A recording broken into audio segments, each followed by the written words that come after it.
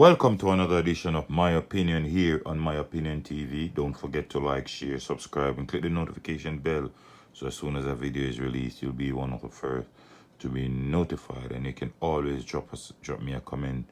I try to keep it as interactive as I can. You can always leave a comment so we can talk about whatever situation you wish. And you can also follow us on Instagram at My Opinion TV.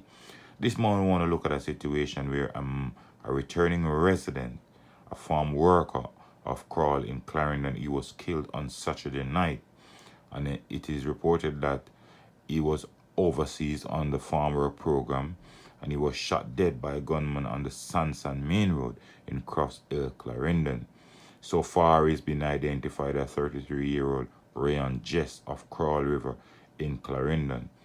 And the police are saying that about 5:20, Jess was standing along the roadway near a shop when he was pounced upon by armed men traveling in motor car.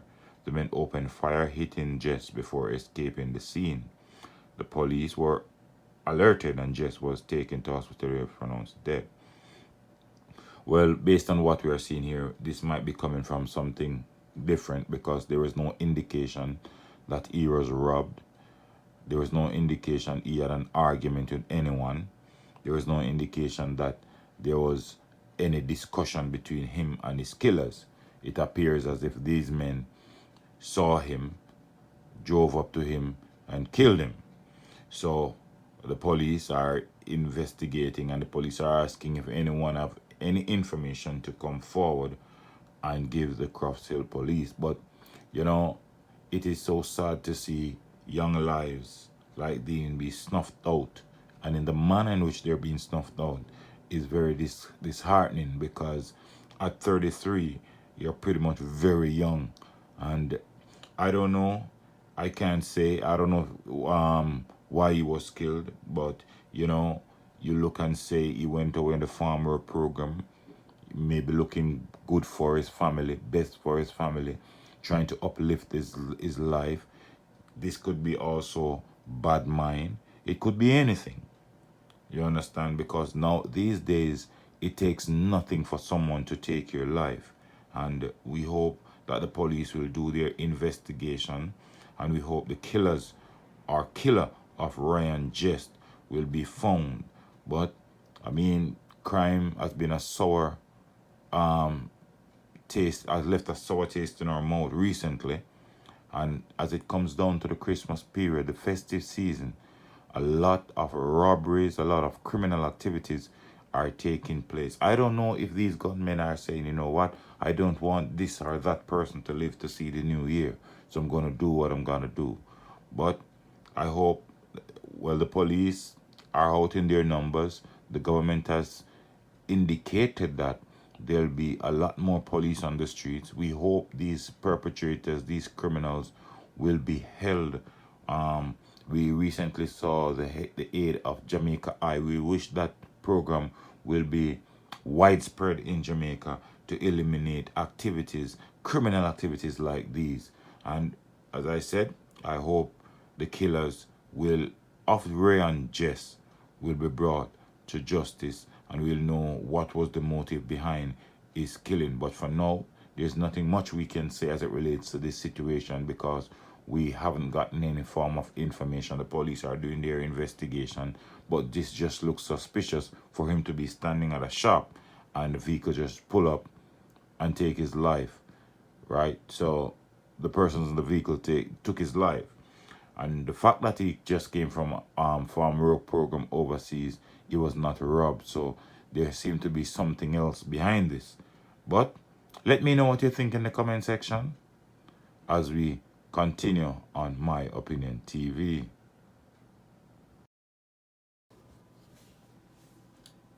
The other bit of news we want to look at is a situation that happened in Wait a Bit, Trelawny, on Friday, where two men were discovered in a burnt-out building in Wait a Bit.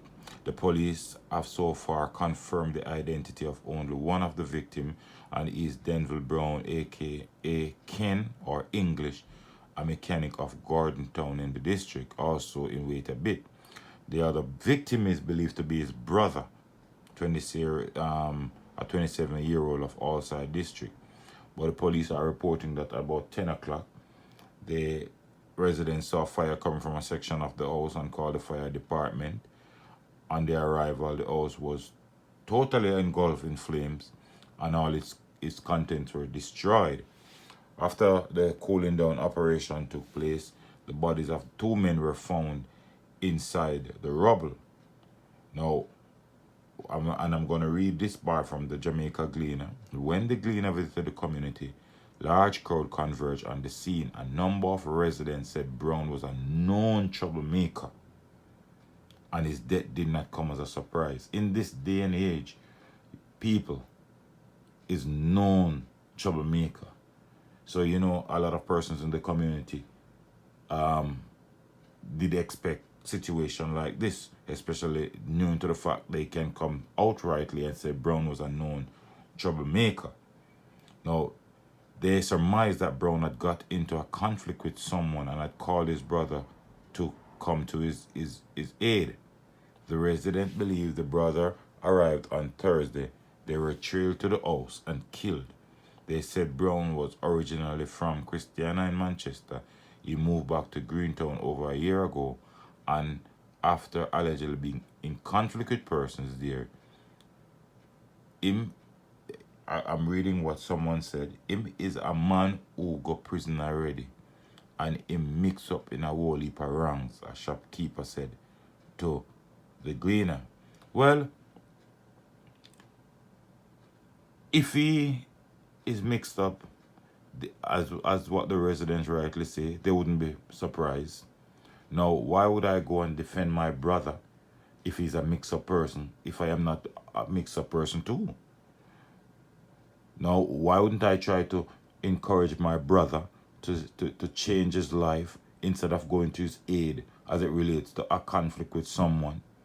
Now, in this day and age, it is not the time, it is not the place for you to have conflict with persons, because the minute you have conflict with persons, the chances of you being killed is very high based on how things are going. And the police say they are doing their investigation and they hope to find out what took place. But clearly, if the residents say this, clearly the residents have an indication of what happened. And the some persons might have seen what happened, but as they have said, clearly he was a troublemaker. And over the years we know it. When persons are branded as troublemakers, people are less likely to come to their defense. People are less likely to talk what happened. But I hope in this situation, it doesn't give anybody the right to take his life. But as a person who they say, I've gone to prison already, we don't know what he went there for. So maybe it's karma coming back at him, which we don't support the taking of anyone's life. But when you live your life a particular way, the end result will always be pretty much like this. But I don't know why his brother would go there to defend him. And the fact that his brother went there to defend him, other persons might have felt that, listen, they're ganging up against us, so they decide to take them out. But I hope the police the police will come forward and explain what happened after their investigation, and we hope the perpetrators of these crimes will be caught and dealt with. But it's going to be very difficult for the perpetrators of this one to be caught and be dealt with, based on the fact that persons won't be giving the police much information, because if they are saying he was a known troublemaker and a man was gone to prison already, clearly these people might be very happy to see the back of him. But as I said again, let me know what you think in the comment section. Don't forget to like, share, subscribe, and click the notification bell, so as soon as a video is released, you'll be one of the first to be notified. Until next time, be safe, take care of the children, and this is my opinion.